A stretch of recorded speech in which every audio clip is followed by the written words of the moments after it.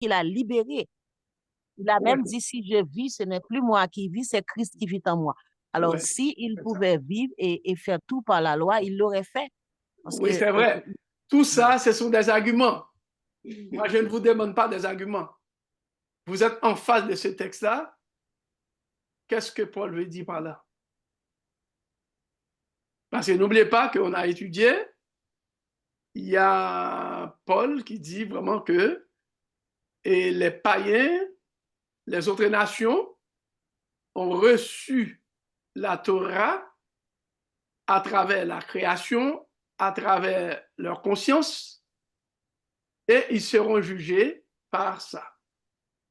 Et ensuite, il y a aussi, donc, par exemple, les Juifs, à partir de Moïse, qui ont reçu la Torah, la même Torah qui est dans la création, et ont reçu vraiment cette même Torah écrite, pas écrite. OK. Ici, l'apôtre Paul dit, tous seront jugés par la Torah, par la loi, au niveau de la conscience, qui veut dire l'ensemble des révélations de Dieu, au niveau de la création, au niveau de la conscience.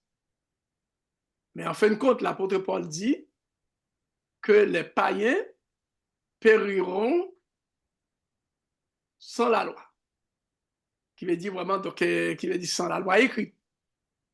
Maintenant, comment expliquer? Il dit, en effet, en conclusion, ce ne sont pas ceux qui écoutent la loi qui sont justes devant Dieu, qui veut dire quelqu'un qui écoute, qui ne met pas en pratique, c'est ce qu'il veut dire. Mais ce sont ceux qui la mettent en pratique qui seront justifiés. OK? Bon, maintenant, est-ce qu'il y a une autre personne qui essaie? On va de l'avant. Maintenant, la question qu'on pose ici, conseille l'apôtre Paul au verset 13 de Romains 2. Quand un texte est difficile, quand un verset nous paraît difficile, il faut poser toujours une question au texte. Parce qu'on est en train de dialoguer au texte. Il ne faut pas faire un monologue, mais c'est plutôt un dialogue. La lecture des textes exige vraiment un dialogue. Maintenant, quand c'est l'apôtre Paul, c'est comme si Paul est devant nous. On pose la question, qu'est-ce que Paul enseigne au verset 13 de Romains 2? Regarde bien. Dans ce passage-là, parce qu'il ne faut pas venir avec nos propres idées, nos propres interprétations. On veut comprendre ce que Paul veut enseigner.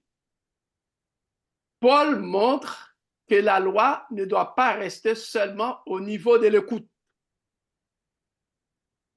Au niveau de l'écoute. Paul dit carrément dans le texte. Mais elle doit être dans l'action de la vie du croyant. C'est ce que Paul enseigne dans ce texte-là. La loi ne doit pas rester au niveau de l'écoute, mais elle se manifeste dans l'action de la vie du croyant. Qui veut dire c'est par elle, par la loi, par la révélation, par la Torah, que Dieu jugera tous les êtres humains.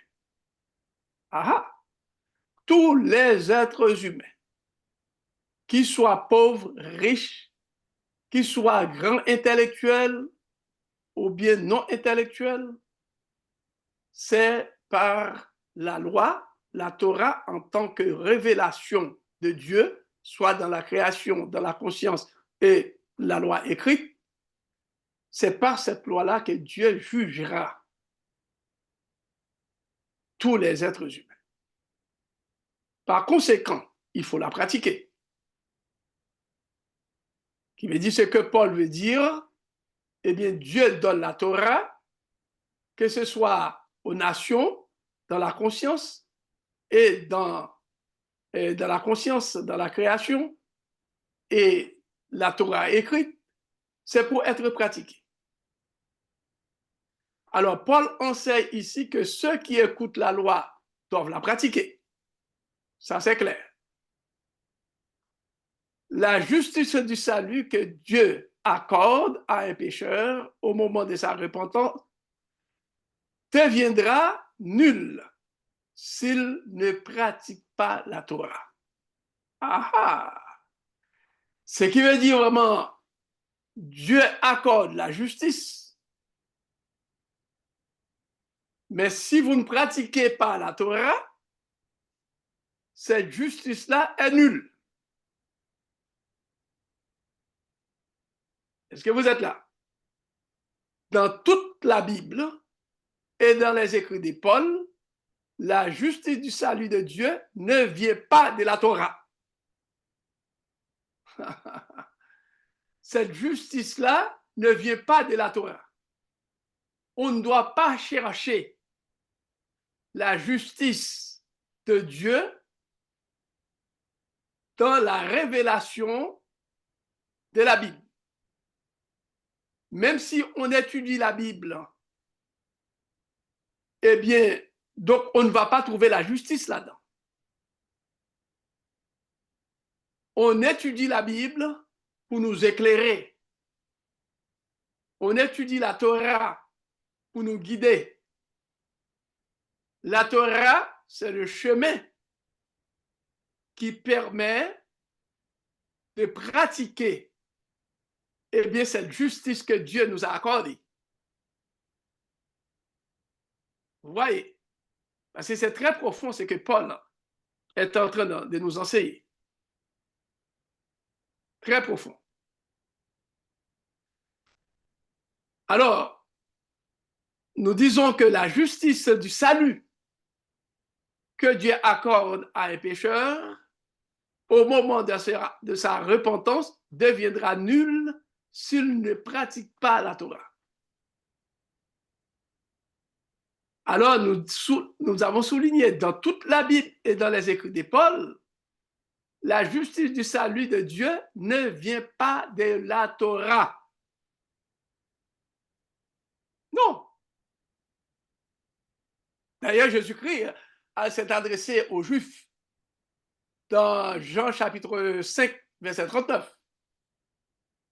Il dit, vous sondez les Écritures parce que vous pensez avoir en elles la vie éternelle et ce sont elles qui rendent témoignage de moi.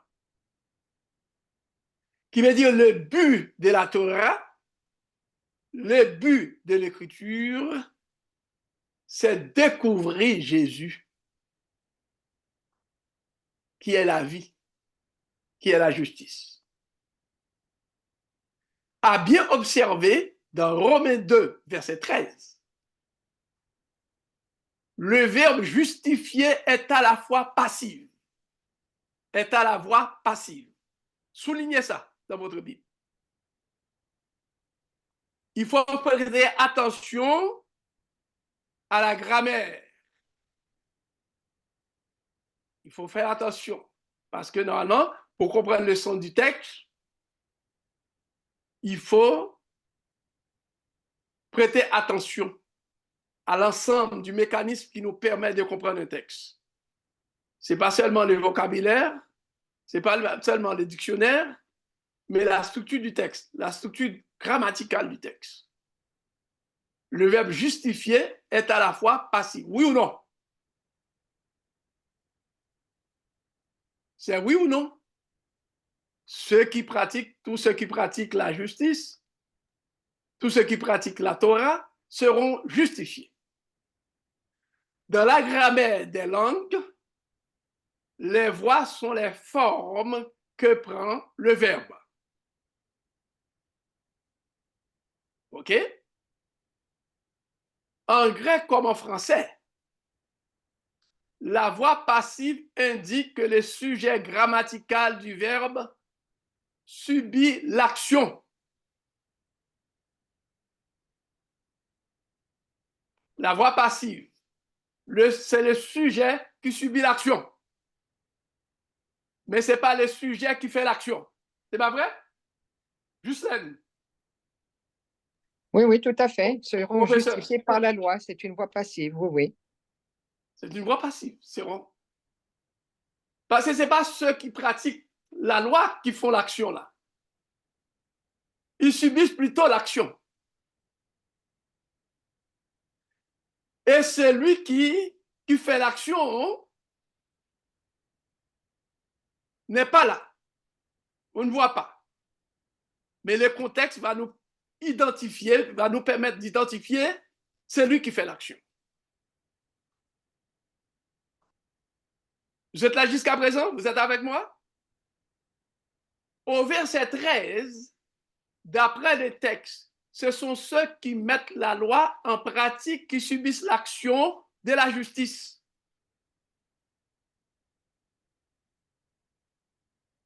Mais cette justice-là vient de qui? Ah, c'est pour ça que l'apôtre Pierre dit vraiment qu'il y a des points difficiles dans les écrits de Paul. C'était un homme qui maniait beaucoup, très bien, la langue grecque. Alors, pour étudier la Bible, pour faire de l'exégèse de la Bible, on a besoin de maîtriser cette langue-là. Sinon, on va raconter n'importe quoi. Au verset 13, d'après le texte, ce sont ceux qui mettent la loi en pratique, qui subissent l'action de la justice. Dans le texte, eh bien, qui subit l'action? Donc, l'action de la justice, ce sont ceux qui pratiquent la loi. Vous êtes là? La justice de Dieu ne vient pas de la loi, c'est-à-dire de la Torah. Mais posons-nous la question qui se trouve dans l'épître aux Galates 3, verset 19. Pourquoi donc la loi? Si la loi ne peut pas nous accorder la justice, ce que Paul dit vraiment, ceux qui pratiquent, eh bien, donc la loi seront justifiés, qui veut dire ils subissent l'action de la justice.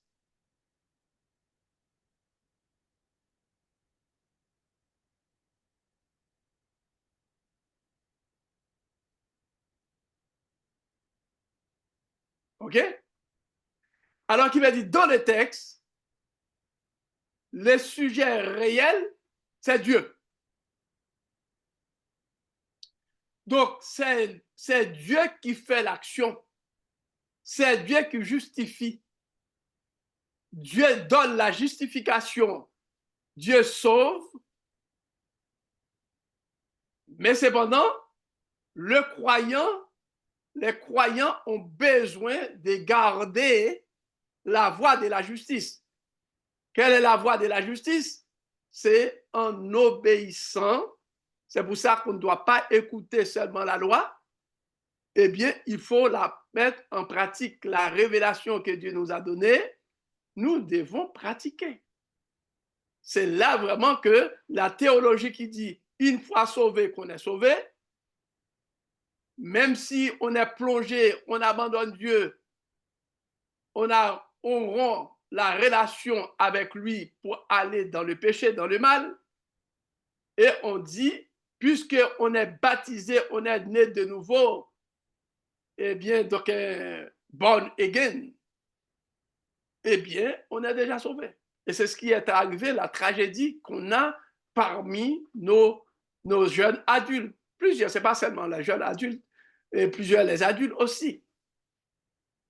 Alors, on est l'enfant de la promesse, eh bien, donc on est sauvé, on est baptisé, on peut aller dans le monde. On peut faire vraiment beaucoup de choses. On n'a pas besoin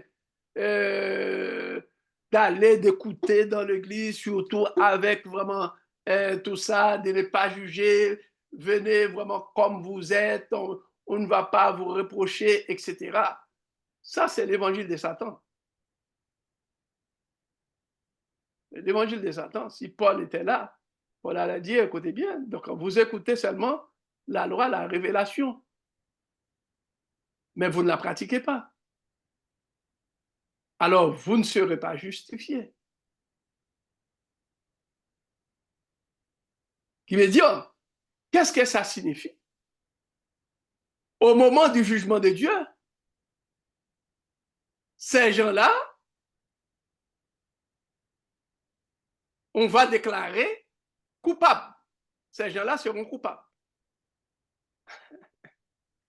Et c'est là que Jésus-Christ dit, ce n'est pas tous ceux qui disent Seigneur, Seigneur qui vont entrer. Est-ce que vous faites la volonté de Dieu? C'est très important là. Nous pouvons lire vraiment ces passages dans Matthieu, chapitre 7.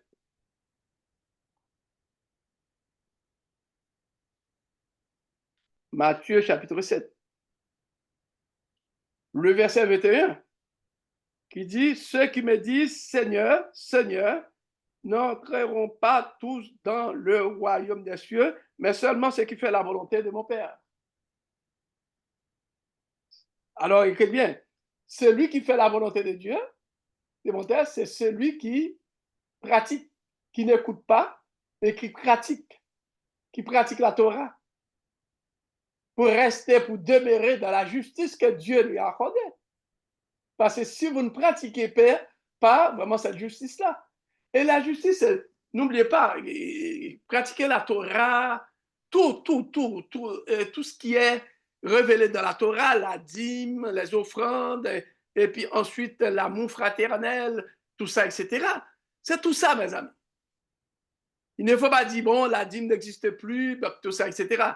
Et comme il y a vraiment un pasteur qui vient de la France, pasteur Bossou, et qui dit vraiment qu'on a confronté avec un certain William. William a été rebaptisé là-bas, mais on est obligé de le radier. Il était radié ici, il est allé là-bas. Et bon, il sème la confusion. On ne doit pas payer la dîme, etc. Il y a même des gens qui sont associés avec lui ici. Alors, tout ça fait la partie de la Torah. Il dit vraiment, dans l'ancien temps, on n'a pas besoin, donc on donne des offrandes pour la prédication de l'évangile, qui veut dire vraiment, lui, il cherche qu'on lui donne de l'aide pour prêcher l'évangile. Et ce n'est pas l'évangile qui est dans la Bible. Dans notre sein, mes amis, il y a pas mal de sectes, de mouvements à l'intérieur. C'est bien dommage. Il y a des gens qui sont faciles, qui sont émotionnels, qui tombent dans ce type d'enseignement. OK? Vous êtes là. Jusqu'à présent, est-ce que ça va? Alors donc, le sujet réel de celui qui va justifier ceux qui pratiquent la loi, c'est Dieu. On a la justice. Oui, quelqu'un lève la main. Oui. Chantal. Oui, pasteur, qu'est-ce que tu penses quand ça dit que personne, je suis dans Colossiens 2, que personne donc ne vous juge au sujet du manger, du bois ou d'une fête ou d'une nouvelle lune ou des sabbats, c'était l'un des choses à venir. C'est un autre sujet, complètement différent. Là, vraiment, donc, si tu lis vraiment verset 14, verset 15, Chantal, rapidement que je vais te répondre, vous allez voir, il dit vraiment, qu'est-ce qu'il dit au verset 14, verset 15. Il a effacé l'acte dont les ordonnances. Il a effacé l'acte dont les ordonnances nous condamnaient. Alors, ici, il parle de Jésus. N'est-ce pas vrai? Il parle de Jésus. Il a effacé l'acte dont les ordonnances nous condamnaient. Quel acte? L'acte ici, le mot acte signifie écrit à la main. Ça, c'est le péché d'Adam et Ève. Qui veut dire, il a vendu. Il nous a livrés entre les mains de Satan. Eh bien, Jésus-Christ est venu sur la croix. Il a effacé l'acte, c'est sur la croix. Si vous lisez vraiment verset 15, eh bien, c'est sur la croix, eh bien, il nous a libérés. Maintenant, il a livré Satan en spectacle, domination, etc. Maintenant, si vous regardez vraiment dans Colossiens, c'est que l'église de Colosse est tombée dans l'hérésie. Dans l'hérésie. Dans l'hérésie, on a offert un culte aux anges, tout en gardant le sabbat, tout en gardant les fêtes cérémonielles. L'apôtre Paul dit aux chrétiens qui restaient fidèles, vous n'avez pas besoin d'offrir un culte aux anges. Parce que si vous regardez vraiment chapitre 2, donc chapitre 2, le verset 18, le verset 20, etc., c'est quelqu'un qui a une vision pour dire, pour être pur, tout en gardant le sabbat, il faut mélanger. Qui veut dire vraiment, il y a un sécrétisme religieux. Chantal, qui veut dire on mélange. Maintenant, même si on observe le sabbat, on a introduit une fausse doctrine, ce sabbat-là n'est pas accepté par Dieu. Qui veut dire vraiment, vous ne devez pas accepter un tel sabbat. Qui veut dire sabbat de compromis, donc il y a vraiment tant de choses qu'on a ajoutées, etc. Et ensuite, il y a vraiment de la nourriture, il y a une recette à part, c'est ce qu'on appelle vraiment ascétisme, ascèse, qui veut dire c'est le mépris du corps. Si vous lisez vraiment tous les chapitres, le chapitre 2, le chapitre 3, etc., vous allez voir, l'apôtre Paul a attaqué une hérésie, une doctrine qui a tout mélangé. Par exemple, les Davidiens. Hein? Ici, il ne parle pas d'hérésie ni de fausse doctrine, mais au verset 17, il dit c'était l'ombre des choses à venir. L'ombre des choses à venir, qui veut dire vraiment ce que Paul veut dire, ni vraiment ces choses-là, l'ombre des choses à venir, qui veut dire vraiment c'est une religion, c'est une hérésie qui a évacué Jésus, qui cherche un autre leader. Alors qu'il veut dire la réalité du culte, c'est Jésus. C'est la même chose, le même mot que Paul a utilisé dans Hébreu. Lorsque dit vraiment, donc, par exemple, comment ça s'appelle là? Donc, les cultes, tuer des animaux, etc. C'est l'ombre des choses à venir. Donc, la réalité en Jésus. Qui veut dire un sabbat sans Jésus. C'est ça que Paul veut enseigner. Un sabbat sans Jésus n'est pas le sabbat. Alors c'est pour ça, vraiment, écoutez bien, les Juifs ne seront pas sauvés à cause vraiment qu'ils observent les sabbats, mais les Juifs convertis seront sauvés en acceptant Jésus. Est-ce que vous voyez? Parce que, regarde bien, la réalité du salut est en Jésus. Que ce soit le sabbat sans Jésus, c'est une ombre. Parce qu'on n'est pas dans la réalité. Ça, c'est vraiment un sujet. Je crois que j'ai déjà traité vraiment ce sujet-là, mais on peut reprendre ça. Alors, ici, vraiment, c'est une hérésie. Et hérésie, vous allez voir ça. Quand je dis vraiment une hérésie, je n'ai pas inventé ça. Donc, vous allez voir ça dans Colossiens, chapitre 2, si vous lisez l'ensemble du chapitre d'abord. OK? Qui veut dire, étant donné, ce n'est pas vraiment l'objet de l'étude en tant que tel, ça, c'est... on a fait plutôt une déviation. Regarde bien, le verset 8 dit, prenez garde que personne ne fasse de vous sa proie par la philosophie et par une vaine tromperie, s'appuyant sur la tradition des hommes, sur les principes élémentaires du monde, etc. C'est une religion qui est basée sur les anges. Regarde bien, le texte dit que personne donc ne vous juge au sujet des manières d'une nouvelle lune, qui veut dire qu'il y a un mélange.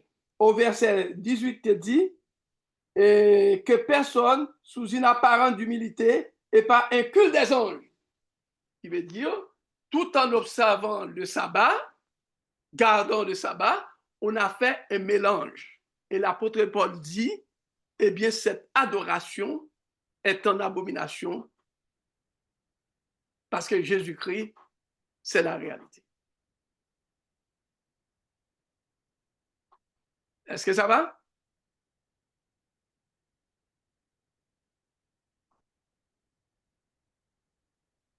Merci beaucoup. Allô? Ça va, Chantal? merci. Hein? Ça va, merci. Ouais. C'est-à-dire, relis vraiment les textes, tous les versets, tous les chapitres, et vous allez voir, qui veut dire la concurrence est entre Jésus, que l'Église a rejeté pour le culte des anges. C'est l'Église chrétienne, là. L'Église chrétienne de Colosse est tombée dans cette... C'est comme, par exemple, dans l'enseignement de l'Église adventiste, on enseigne bien des choses telles que la davidien, et on a mis plein de choses pour dire vraiment qu'il faut purifier l'Église, etc. L'Église est Babylone, et puis l'Église adventiste. Alors, ce sont eux qui ont la vérité. C'est ce type de choses-là. OK. Alors, restons vraiment dans le sujet qu'on est en train d'étudier, la justification. Est-ce que le verset 13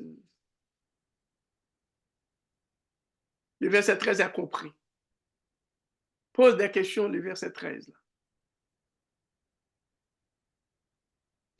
Pasteur Youth, il y a une question sur le chat de Nadia. Elle dit, qu'en est-il de ceux qui pratiquent par principe, mais sans croyance, plutôt en pensant acheter leur ciel par les œuvres? Ils sont là. Ce sont des gens vraiment qui écoutent la loi, mais qui ne pratiquent pas, qui n'ont pas reçu la justice de Dieu. Parce qu'on n'achète pas. Quand on va étudier la justification par la foi, eh bien, c'est une grâce que Dieu a accordée à ceux qui se repentent, à ceux qui reviennent à lui. Qui veut dire vraiment, ils se dépouillent de leur orgueil, ils s'approchent de Dieu. Dieu a déclaré, eh bien, qu'ils sont justes. Dieu accorde sa propre justice à ces gens-là. À tous les croyants, à vous et moi, sincèrement. Mais c'est dans cette justice-là qui veut dire, donc, une fois justifié, on doit suivre la volonté de Dieu. Pourquoi on se rebelle? Pourquoi on est dans le péché? C'est parce que nos premiers parents n'ont pas accepté de demeurer dans l'alliance du salut. Alors Dieu a fait un plan pour les déclarer innocents s'ils viennent à lui. Alors automatiquement qu'ils viennent à Dieu, eh bien Dieu déclare qu'ils sont justes. Mais Dieu propose l'alliance pour demeurer, pour garder cette justice-là. Voilà, c'est le plan du salut, c'est le plan de la rédemption. Est-ce que Nadia a écouté?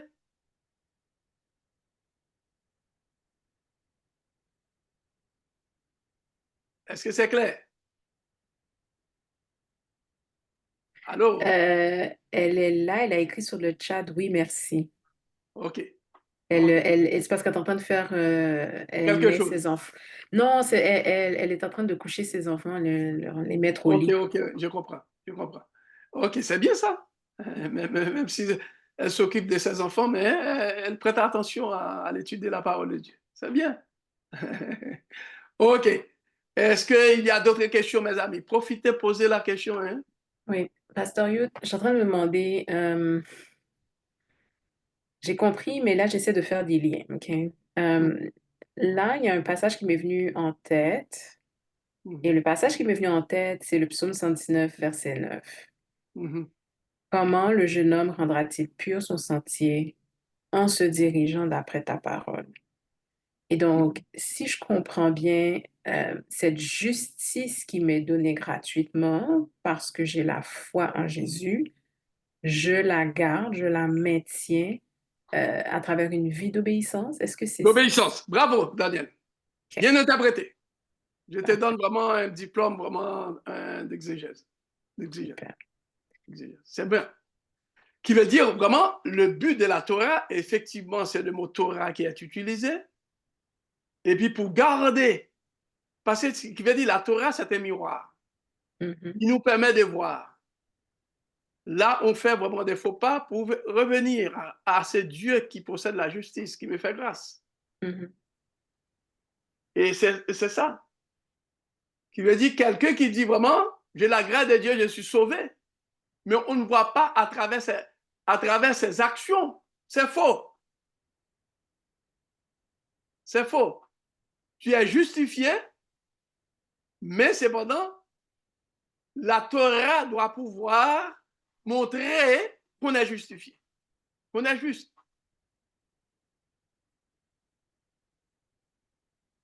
Il faut agir conformément à cette justice qui est en nous. Effectivement, c'est là vraiment le but de la Bible. C'est ce que les Juifs n'ont pas compris. Ils ont écrit vraiment des choses, etc. Et ils mettent l'accent plutôt sur les actions au lieu vraiment de dépendre de Dieu.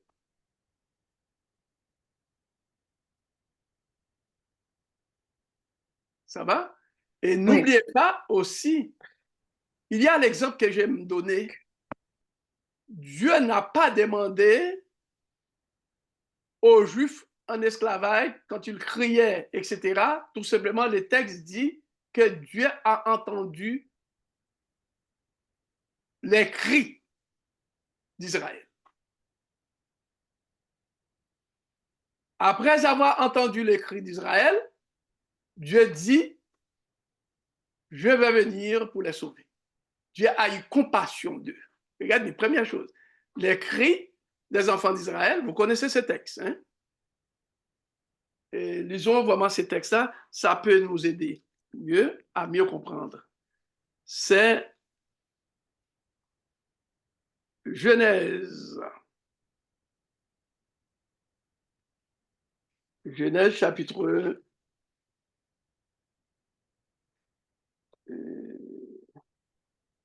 Genèse chapitre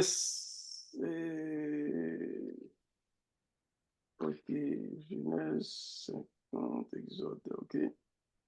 Oui.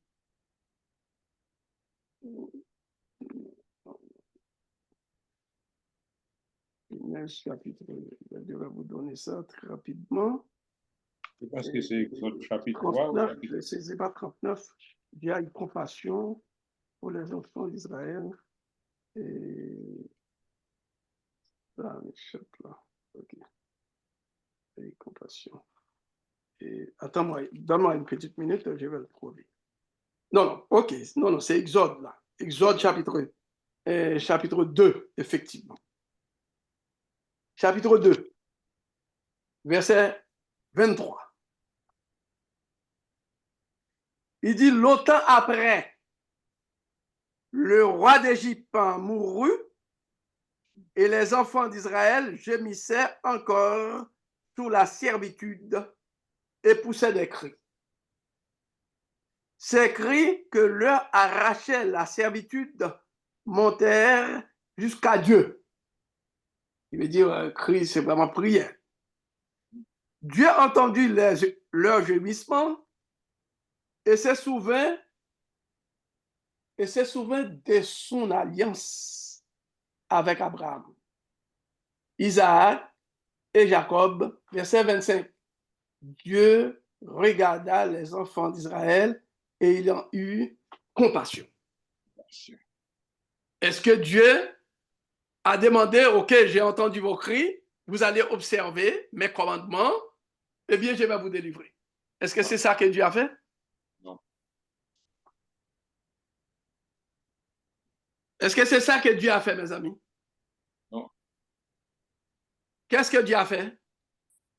Dieu a eu compassion, il délivre toujours avant de demander quoi que ce soit. Ah, il a délivré, il a sauvé Israël. Il a sauvé Israël. Pendant combien de temps? Il a sauvé Israël. Il a fait des miracles, etc., tout ça, etc. Il a sauvé Israël. Israël a sauvé. C'est après 3 mois du salut que Dieu dit vraiment, écoutez bien, si vous gardez, si vous voulez vraiment garder ma compassion, vous voulez rester dans mon salut, etc., je vous donne l'alliance. 3 mois. 3 mois après la sortie d'Égypte. Est-ce que vous savez ça? C'est 3 mois après la sortie d'Égypte. Voilà ce que Dieu dit. Voilà ce que Dieu dit. Nous allons voir ça rapidement. Chapitre 19. Tout ça vraiment dans l'ordre de l'étude, parce que normalement, nous sommes tellement limités et avec vraiment ce type d'enseignement, observer la loi, etc. C'est après avoir bénéficié du salut de Dieu. Regarde bien, le verset 1er, il dit le 3e mois après leur sortie du pays d'Égypte. Les enfants d'Israël arrivèrent ce jour-là au désert du Sinaï. Étant partis de Ruphidim, ils arrivèrent au désert du Sinaï. Ils campèrent dans le désert. Israël campa là vis-à-vis de la montagne. Moïse monta vers Dieu et l'Éternel l'appela du haut de la montagne en disant, tu parleras ainsi à la maison de Jacob et tu diras aux enfants d'Israël, vous avez vu ce que j'ai fait à l'Égypte et comment je vous ai porté sur des ailes d'aigle et amené vers moi. Maintenant, si vous écoutez ma voix et si vous gardez mon alliance, vous m'appartiendrez entre tous les peuples, car toute la terre est à moi. Et vous serez pour moi un royaume de sacrificateurs et une nation sainte. Voilà les paroles que tu diras aux enfants d'Israël. Dieu donne une alliance. Quel est le but de l'alliance? Quel est le but de l'alliance? Allez, mes amis, parlez. Quel est le but de cette alliance? De faire d'Israël un peuple qui lui appartient. Oui, mais c'est maintenant non, le but de l'alliance. Sauver. C'est pour sauver. Hein? Maintenir le salut. Non, c'est ça, salut, sauver. Parce que, regarde bien, donc le peuple, vraiment, s'est déjà sauvé. Hein? C'est 3 mois plus tard. Je dis, regarde bien, vous avez bénéficié de ce salut. Vous avez bénéficié de cette justice. J'ai fait des miracles pour vous, tout ça, etc. Vous voyez? Maintenant, est-ce que vous voulez entrer dans l'alliance? Vous gardez ça. C'est ce que Paul a enseigné. Et là encore, Pasteur Youp, Dieu ne les a pas imposés. Il demande s'ils le veulent. C'est une proposition. Exactement. C'est un Dieu. Regardez ce que j'aime avec le texte. Vous avez vu ce que j'ai fait à l'Égypte. Je vous ai porté sur des ailes d'aigle. Maintenant, si vous écoutez ma voix, écoutez bien là. Dieu dit, bon, écoutez bien là. Si vous écoutez ma voix, vous allez garder cette justice-là. C'est ça que Paul a enseigné. C'est toute la Bible qui enseigne ça.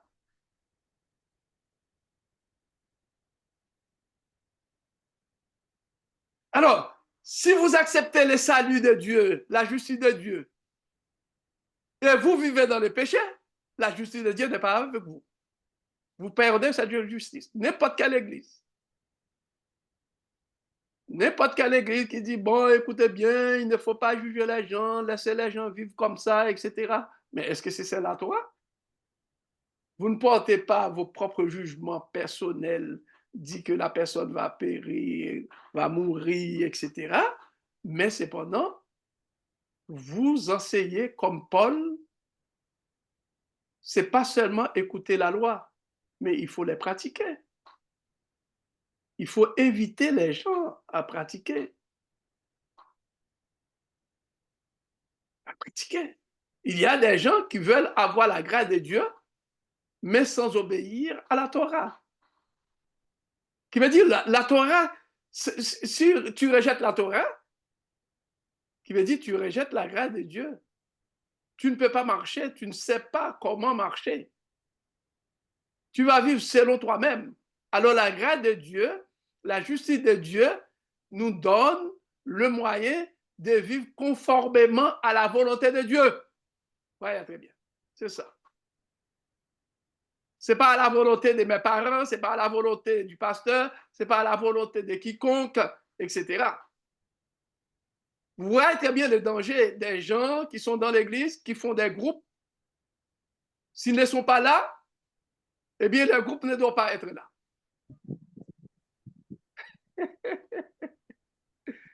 C'est vraiment ce danger-là. Il y a toujours vraiment des petits groupes de leaders. C'est pourquoi en Israël, il y a vraiment des groupes de pharisiens, des scribes, tout ça, etc.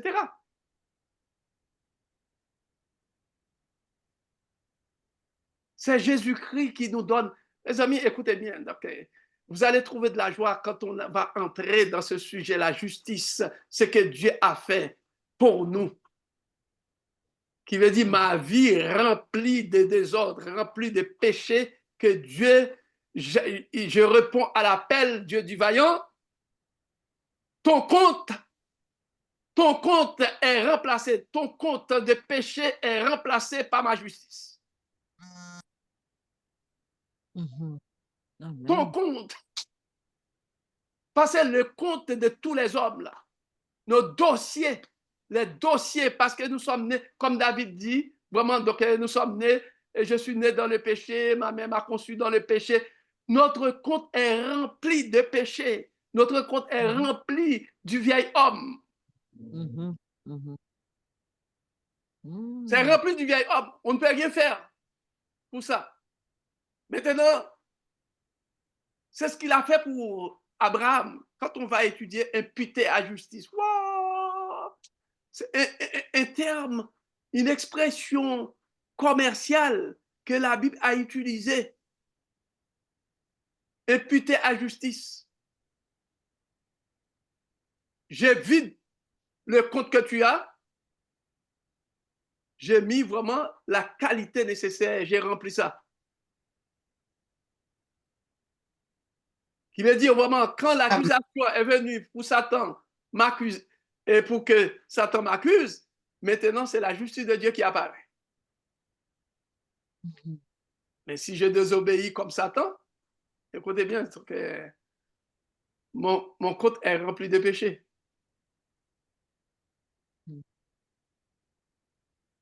Est-ce qu'il y a des questions, mes amis? Est-ce que c'est bien appréhendé là? Question encore sur le chat de Nadia. Sommes-nous bénis pour une obéissance intéressée? Parce que les Juifs, pour une obéissance intéressée, parce que les Juifs sont bénis malgré leur refus de Jésus, mais ne seront pas sauvés sans Jésus. Right? Okay, Je ne comprends pas trop la question, mais c'est ça qui est écrit. La bénédiction, il y a vraiment une bénédiction matérielle, il y a la bénédiction spirituelle. Il veut dire vraiment, écoutez bien, quant à ça, la bénédiction matérielle que Dieu a accordée à l'humanité, Dieu n'a jamais enlevé ça. La bénédiction aussi, vraiment par l'entremise d'Abraham, comme Dieu avait donné beaucoup de richesses, eh bien, à Abraham, Abraham était riche, etc. Mais Abraham péchait quand même pareil. C'est pas ça qui va sauver. Il faut bien comprendre. Dieu donne la bénédiction et pour répondre aux besoins du plan du salut. Mais cependant, là aussi, il y a le jugement de Dieu qui va affecter vraiment ce que Dieu m'a donné. Alors, les Juifs, bénis, travaillant, vraiment la bénédiction, c'est une promesse que Dieu a faite des bénédictions. Dieu n'a jamais enlevé malgré la désobéissance. Et tout comme aussi, parfois, eh bien, cette richesse-là est maudite, est détruite aussi. Parce que la déportation du peuple juif, etc. Et ce n'est pas tous les Juifs qui sont riches. Il y a des Juifs qui sont dans la misère. Il y a des Juifs qui sont dans la misère, mes amis. Alors, qui veut dire vraiment, cette bénédiction intéressée, Mhm. eh bien, ça veut dire vraiment que la personne n'obéit pas, ne pratique pas, eh bien, la Torah. Parce que la Torah exclut toute bénédiction, toute bénédiction intéressée. Qui veut dire, la Torah dit vraiment, si tu obéis, voilà, je vous donne, si vous m'écoutez, eh bien, vous pratiquez ma loi, vous êtes mon peuple. Vous êtes mon peuple. Est-ce que Israël en Palestine, est-ce que c'est le peuple de Dieu? Non. C'est Israël politique. Mm. Et le mot Israël aussi, eh bien, ne vient pas des noms. Alors, le mot Israël représente le peuple de Dieu. Mhm. Alors, je peux donner vraiment ce texte-là à Nadia dans Romains. Mhm. Romains, Mhm. Romains chapitre,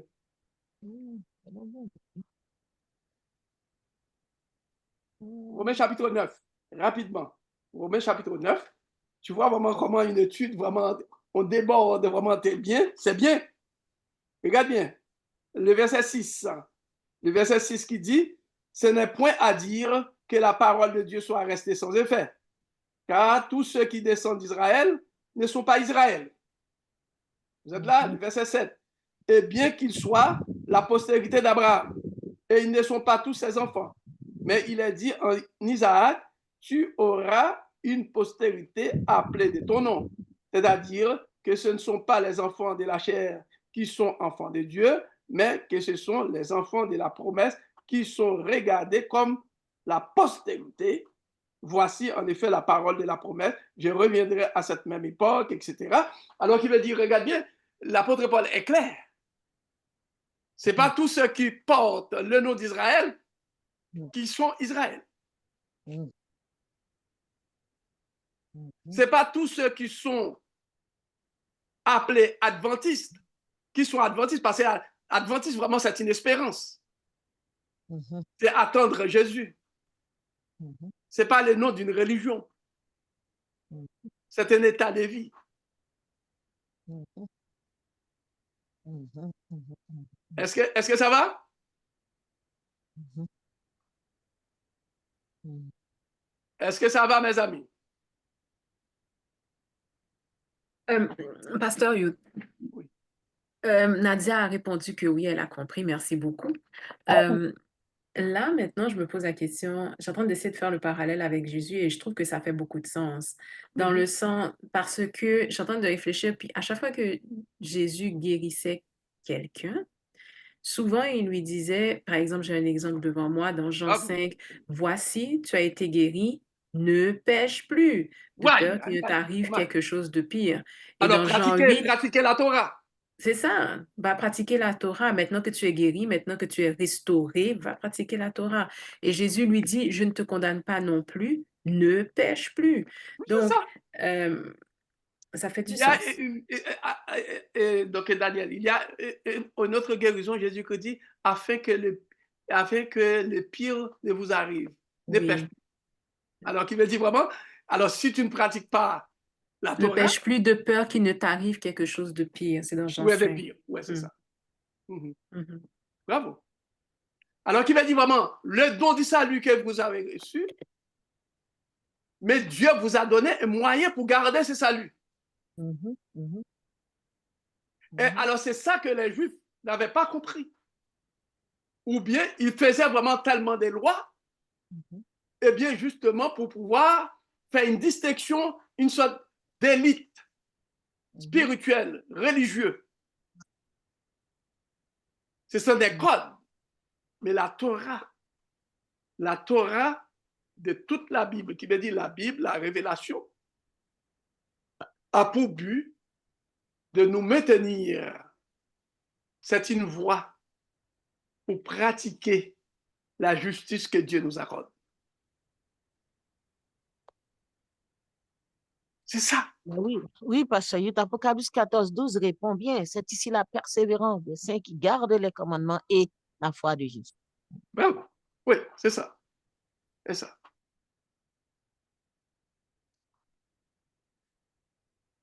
Merci Daniel, c'est une très belle intervention. Très belle intervention. OK? Alors, n'oubliez pas ça. La justice de Dieu ne vient pas de la loi, c'est-à-dire de la Torah. Vous ne pouvez pas trouver la justice de Dieu en pratiquant la loi. La justice de Dieu vient de Dieu. En fait, c'est une contrefaçon quand on y pense bien, parce que tous ceux qui pratiquent l'idolâtrie, c'est ça qu'ils font, en fait. Oui, c'est ça, ce sont les œuvres. Ce sont les œuvres, voilà. Ouais. Alors, ce qui veut dire vraiment, un homme, quelqu'un d'autre, ne peut pas vous accorder le salut parce qu'il n'a pas de justice. Il n'a pas ce salut-là. Impossible, alléluia. C'est Dieu seul qui possède ça.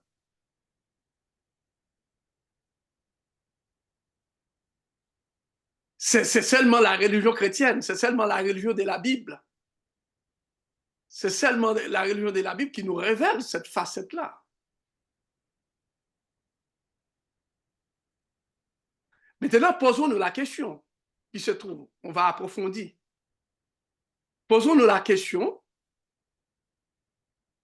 Alors, cette question-là est posée par Paul dans Galates 3, verset 19. Pourquoi donc la loi? Paul était obligé de poser cette question-là, eh bien, pour les Juifs. Parce que si Paul dit vraiment, écoutez bien, on ne peut pas trouver la justice de Dieu dans la loi. C'est seulement pratiqué. Il pose la question. Il y a un théologien donc, du nom de F.F. Bruce. C'est un docteur en théologie, professeur de critique, c'est un exégète très connu. Il dit que l'apôtre Paul donne plusieurs réponses à cette question dans l'Épître aux Romains. Mais il les regroupe en 4 arguments principaux. Voilà ce que la loi dit.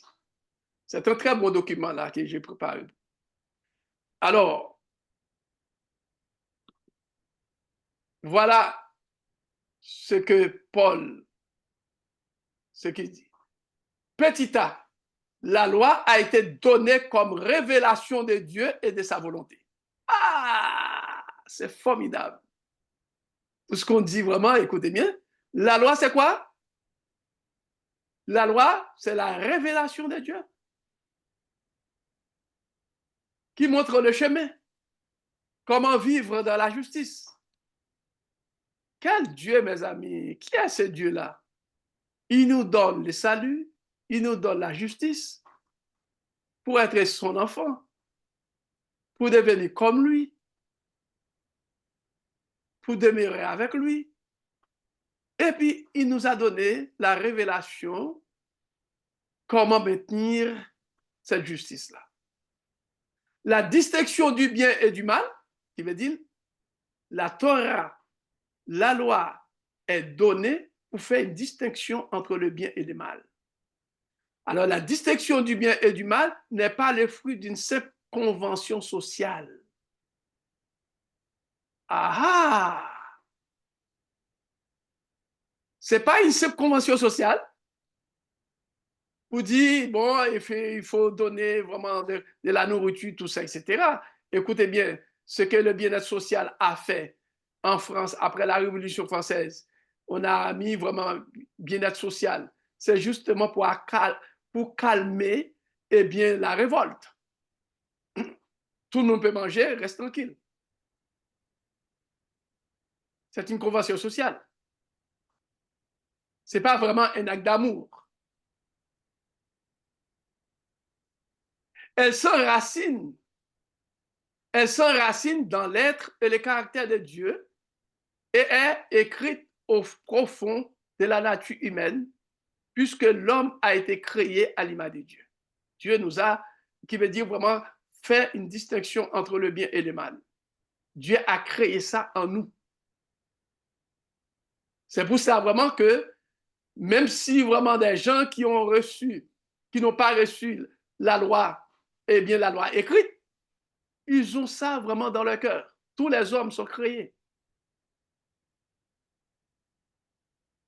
La loi est la loi de Dieu. la Torah. Et à ce titre, elle est comme lui-même, vraie et juste. C'est ça. C'est ce que le psaume 19, verset 9. Quelqu'un peut lire ça pour nous? Quelques versets? Psaume 19, verset 9. Une autre personne, Romains 7, verset 12, 16, 22. Vous allez voir.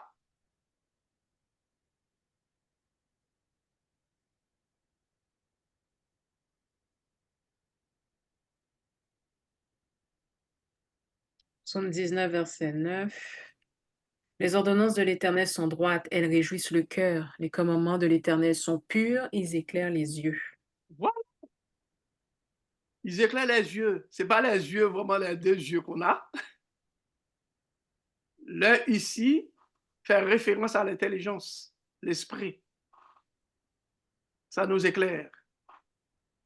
Amen. Romains 7, verset 12. Qui veut lire?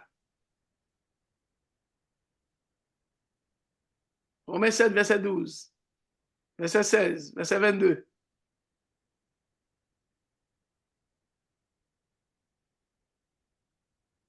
Allez, mes amis. Moi, je peux lire, Pasteur Yut. Oui, Donc, Romains 7, verset 12. Geneviève. Oui, Ça va. Ah, OK. oui. Romains OK. 7, verset 12. Oui. Ah, zut. OK. Excusez-moi, j'arrive. OK. OK. pas de problème. La loi, donc, est sainte et le commandement est saint, juste et bon. OK. Verset 16. Verset 16. Or, si je fais ce que je ne veux pas, je reconnais par là que la loi est bonne. Verset 22. Verset 22. Car je prends plaisir à la loi de Dieu selon l'homme intérieur. Ah ah. Qui veut dire l'homme intérieur, c'est l'homme transformé, converti. Comment on arrive? Est-ce que c'est la loi qui nous convertit? Non, c'est la grâce de Dieu, c'est la justice qui transforme pour être en harmonie avec la Torah, la parole de Dieu. Alors ici, vraiment, quand je parle de la loi, je ne parle pas vraiment des 10 commandements. Les 10 commandements sont là, qui veut dire c'est l'ensemble de la révélation de la parole de Dieu qui nous enseigne quoi faire. Alors cette loi-là est vraie parce que Dieu est vrai. Cette loi est juste parce que Dieu est juste. Petit b, nous allons terminer avec ça. Elle a été donnée pour le bien de la race humaine. Voilà. Elle a été donnée pour le bien de la race humaine. Ce n'est pas pour sauver la race humaine. Cette mission particulière est confiée à l'autorité civile qui a reçu de Dieu le pouvoir de protéger et d'encourager la pratique du bien, de freiner et de punir la pratique du mal. Vous savez très bien que l'État est une institution de Dieu. L'État est un système de Dieu que Dieu a demandé à Noé d'établir. D'après Genèse 9, verset 6. Qui veut lire ça? L'autre personne va lire Lévitique 24, verset 17 à 22. Lisez, mes amis, il y a plusieurs personnes sur la ligne. Genèse 9, verset 6. Si quelqu'un verse le sang de l'homme, par l'homme, son sang sera versé, car Dieu a fait l'homme à son image. Voilà. Et par l'homme, eh bien, son sang sera versé, c'est la justice, qui veut dire dans le jugement. Dans le jugement, c'est pour ça comment que Dieu avait confié l'État à Moïse. Alors Dieu a réglementé ça. Dieu dit vraiment, voilà, quelqu'un qui a volé, voilà ce qu'il faut faire. Et quelqu'un qui a tué, voilà ce qu'il faut faire. Par exemple, au Proche-Orient, il y a la loi du talion. La loi du talion, c'est une loi vraiment du Proche-Orient ancien. Alors Dieu a réglementé ça. C'est la loi de l'État, tous les États, etc. Et Hammurabi a prononcé à Babylone vraiment cette loi-là.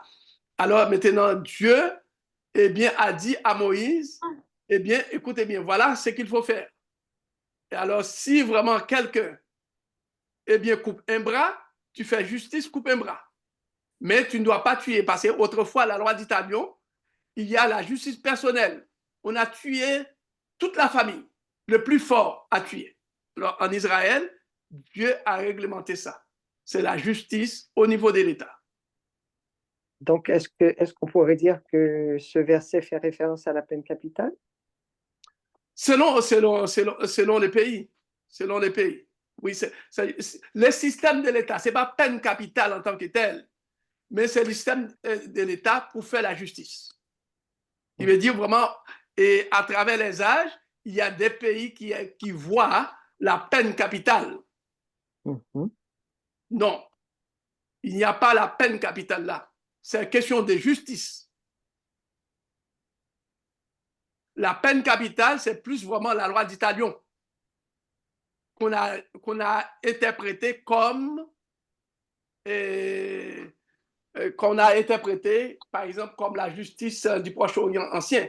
Parce que normalement, Dieu n'institue pas vraiment la peine capitale. Parce que normalement, la peine capitale en Israël, c'est 40 coups moins 1.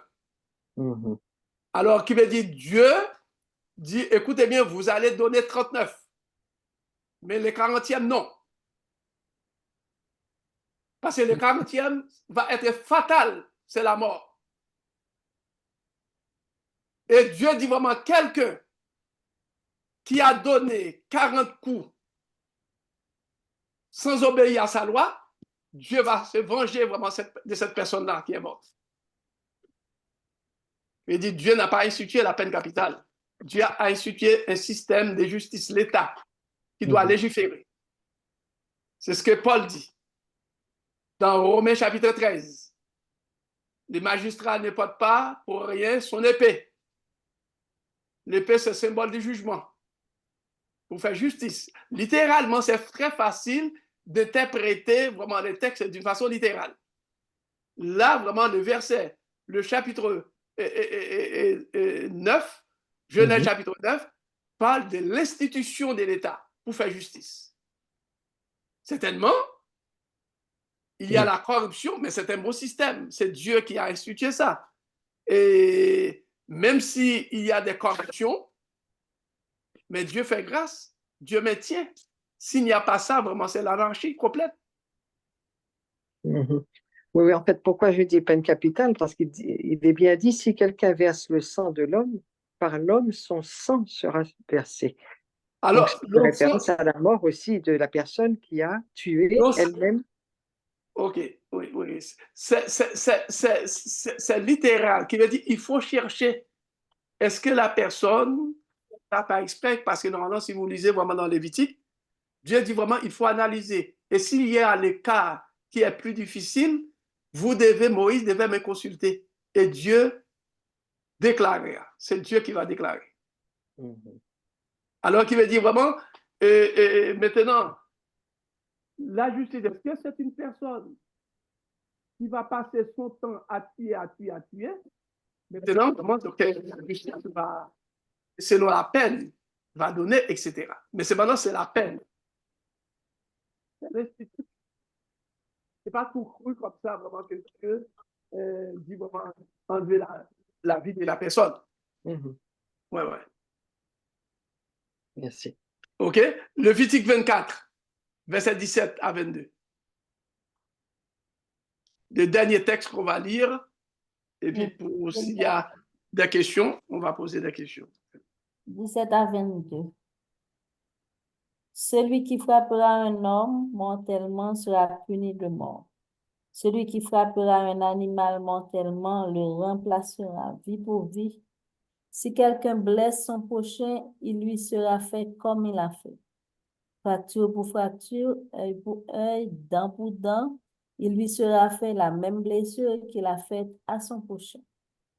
Celui qui tuera un animal le remplacera, mais celui qui tuera un homme sera puni de mort. OK. Alors, tout ça, vraiment, donc, Lévitique explique, il y a toute une procédure pour voir vraiment, est-ce que la personne tend des pièges dans l'intention, le jugement, enquête, etc. Alors, c'est là. Vraiment, donc, si vraiment la personne a fait tous ses plans, tout ça, etc., il faut appliquer. C'est là vraiment, donc, le jugement, l'État devait prendre la précaution, etc. Jusqu'à présent, si on regarde vraiment dans certains pays, vraiment la justice est faite. Tu vois vraiment que Dieu a le contrôle. Il y a tout comme aussi, tu vas trouver vraiment de l'injustice. Il y a des gens qui ont été condamnés, mais qui veut dire donc la peine qu'on a appliquée vraiment est trop sévère pour cette personne-là. Parce que tant qu'on a de l'argent, etc., on peut acheter tout ça. Il faut penser à ça aussi. Alors, maintenant, ce qu'il faut retenir, le but de la révélation de Dieu, c'est pour le bien de la race humaine. Pour savoir quoi faire, par exemple, dans les 10 commandements, tu ne tueras point, que tu ne commettras point d'adultère. Alors, c'est ça. Alors, qui veut dire, nous sommes dans un monde, eh bien, nous sommes à Dieu, qui veut dire, Dieu nous a donné un code, comment vivre, comment maintenir cette justice, comment maintenir ce salut-là, comment éviter pour ne pas tuer. Est-ce que tu vois? Alors, c'est ce modèle-là que Dieu nous a donné. Est-ce qu'il y a des questions maintenant?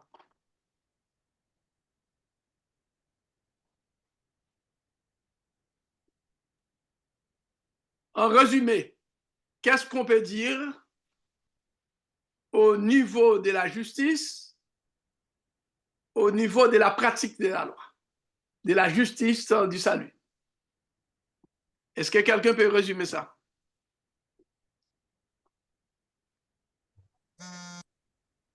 Ben, on n'est pas sauvé en obéissant à la Torah, mais en pratiquant la Torah. Ok, c'est parce qu'on pratique ça, c'est parce qu'on a déjà ça. Ah. On a déjà cette justice-là. C'est pas vrai? Mm-hmm. Alors, le rôle, ce que tu veux dire, le rôle de la Torah, c'est la pratique parce que la justice de Dieu est en nous. Mm. C'est ça? Exactement. Bravo. Bravo. Mm. Est-ce que quelqu'un d'autre peut donner? Résumé, c'est très important, mes amis. Parce que ça peut enlever vraiment donc, des idées mal conçues qu'on a vraiment entre la Torah, la loi et la justice de Dieu.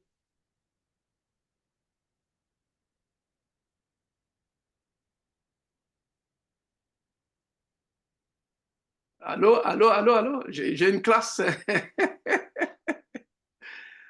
où les gens ne parlent pas, hein?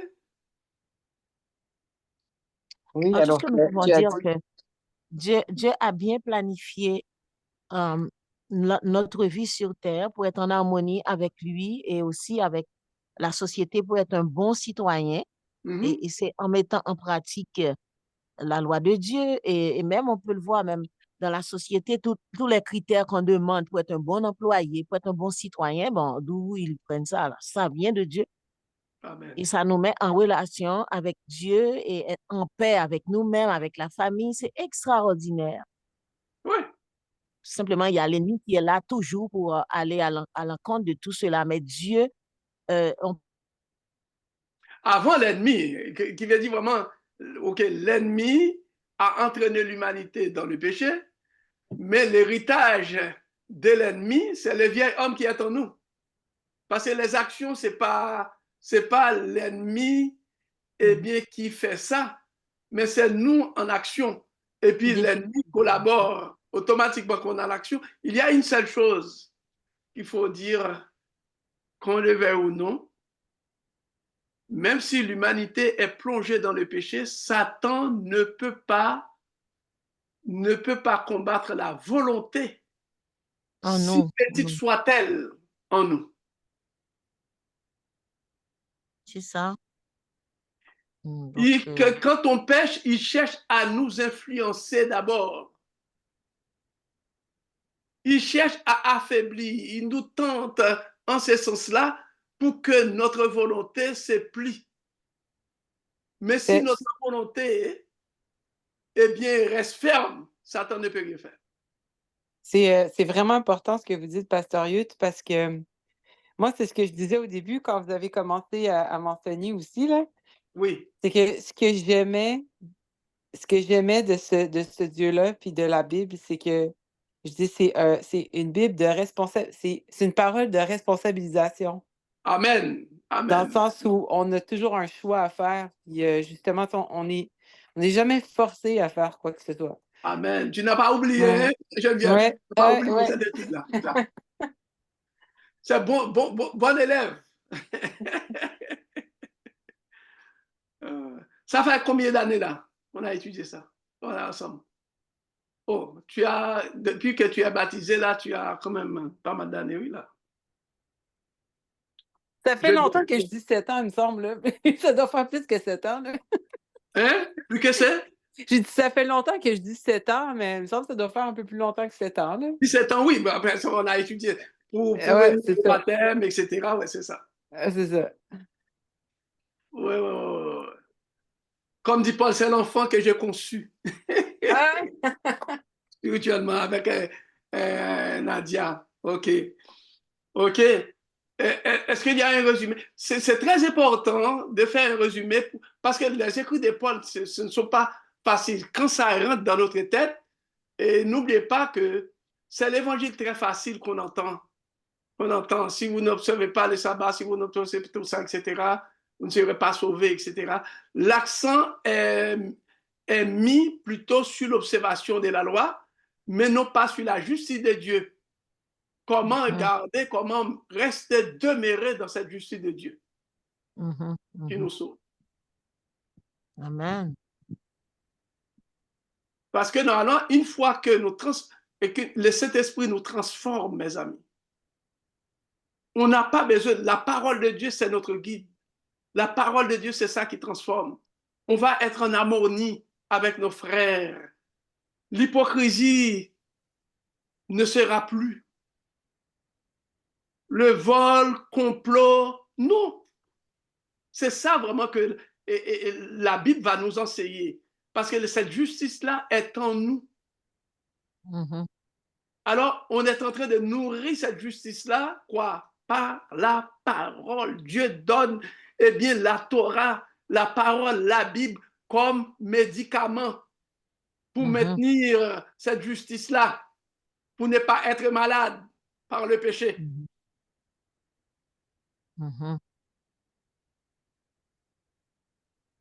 Est-ce que c'est une étude qui peut vous aider? Oh, à merveille. Est-ce que vous avez appris des choses? Beaucoup. Vous avez une meilleure compréhension? Commencez par avoir une meilleure compréhension. Amen. Amen, définitivement. Amen. Oui. N'oubliez pas, cette même Torah que vous avez dans la Bible est révélée dans la création, est révélée aussi dans la conscience des hommes.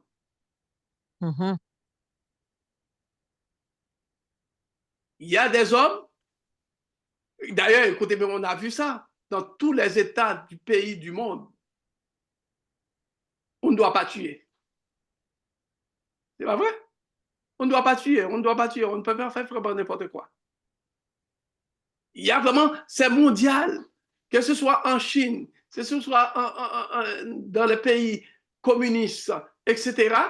Il y a des lois qui disent vraiment tu ne dois pas tuer un autre. On va te mettre en prison. Alors c'est gratuit. Ce n'est pas les pays qui ont inventé ça. C'est Dieu qui a mis ça dans notre conscience.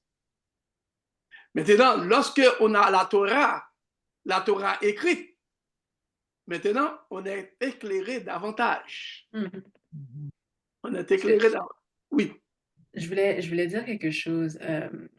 Il y a le livre des Juges, et il y a une expression qui est assez percutante dans ce livre. Ça dit que les hommes vivaient selon ce qui leur semblait bon.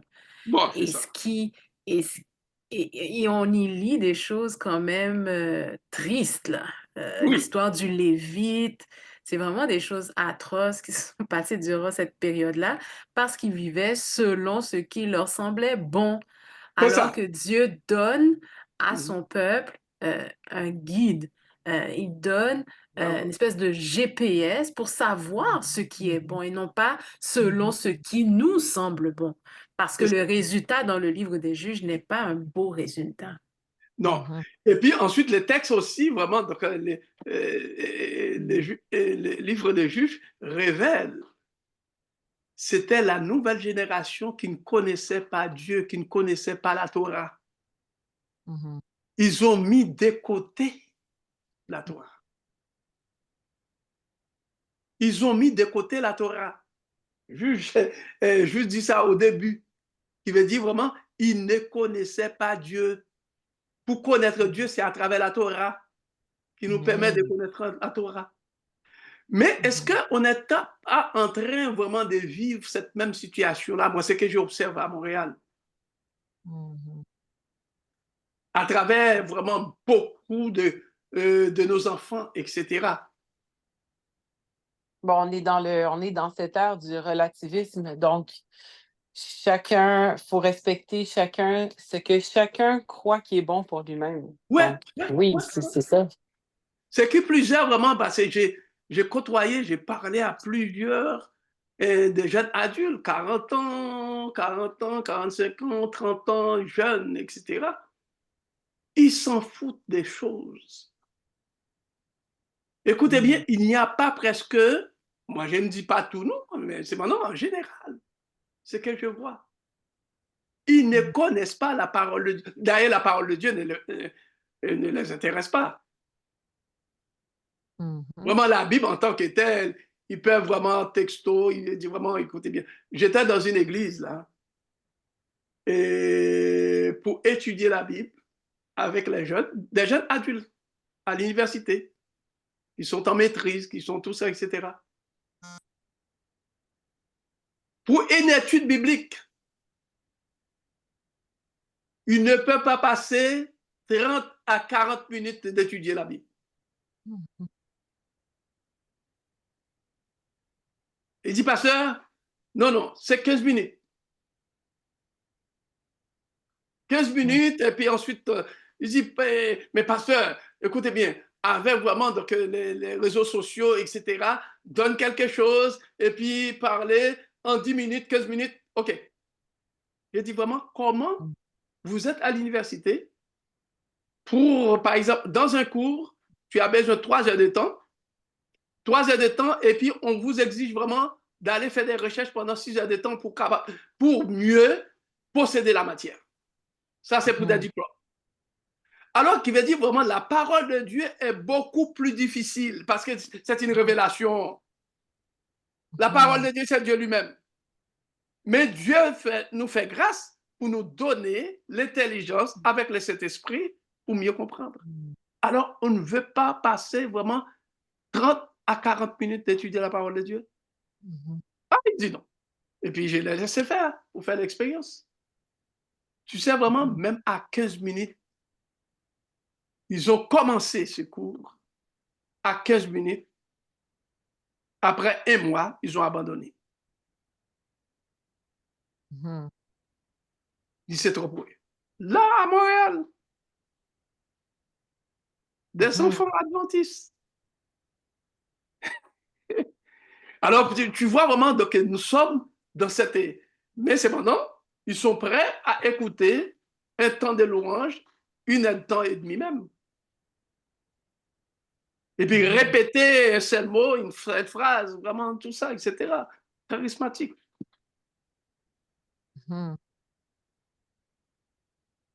C'est les néo-pentecôtistes. Que Dieu vous bénisse. Alors que ça n'arrive pas complètement dans nos églises, vraiment, l'époque des juges comme Daniel a. Bénisse, mes amis, merci d'être patient pour étudier la parole de Dieu. On va continuer la semaine prochaine avec vraiment donc, la Torah, le rôle de la Torah, le rôle de la loi, le rôle de la Bible, de la révélation de la Bible, de Genèse à l'Apocalypse. Pourquoi l'étudier? Justement pour maintenir le don que Dieu nous a fait, le don de sa justice. Et après ça, on va étudier la justification par la foi, en dehors de toute observation de la loi. Amen. Que Dieu vous bénisse. Merci. Amen. Merci infiniment. Merci à Dieu. Merci à Pasteur Youth. Merci à tous ceux qui ont laissé leur passion pour être au pied de Jésus, pour apprendre mieux à le connaître. Et il nous dit dans sa parole, nous sommes heureux si nous les pratiquions, que le Saint-Esprit nous aide à le mettre en pratique, que nous devenions des réels enfants de Dieu pour sa gloire, pour son honneur et pour être effectivement lumière partout où nous passons. Merci d'avoir été des nôtres et continuez à inviter d'autres personnes, les membres de la famille, les membres des unités d'action, continuez à le faire. Ainsi, beaucoup plus de gens on pourrait être bénéficiaires de ce trésor inépuisable et indispensable. Nous prions. Notre Dieu, notre Père, merci pour cette étude, pour cette école. Le professeur par excellence, c'est toi. Merci de choisir, Pasteur Youth, toute la patience que tu lui donnes de faire des recherches afin de nous donner une étude impeccable. Seigneur, que ce ne soit pas en vain, aide-nous à être comme les Béréens, avec l'amour que nous pouvons avoir de cette parole. Nous serons les mieux équipés pour être de meilleurs chrétiens et être en mesure de transmettre cette parole. Que ton Seigneur soit béni. Bénis tout le reste de la soirée, la semaine et aussi et ce dernier trimestre de l'année, nous remettons entre ta main. Que tu nous donnes toujours cette possibilité d'étudier. C'est au nom de Jésus que nous t'avons prié. Amen. Amen. Amen. Merci, bonne nuit à vous tous. Merci beaucoup, Pasteur Youth, et bonne nuit à Oui, vous. merci Ghislaine, mon ami, Merci. Geneviève, Merci, Daniel, bien-aimé. Bye bye. Nadia. Mhm.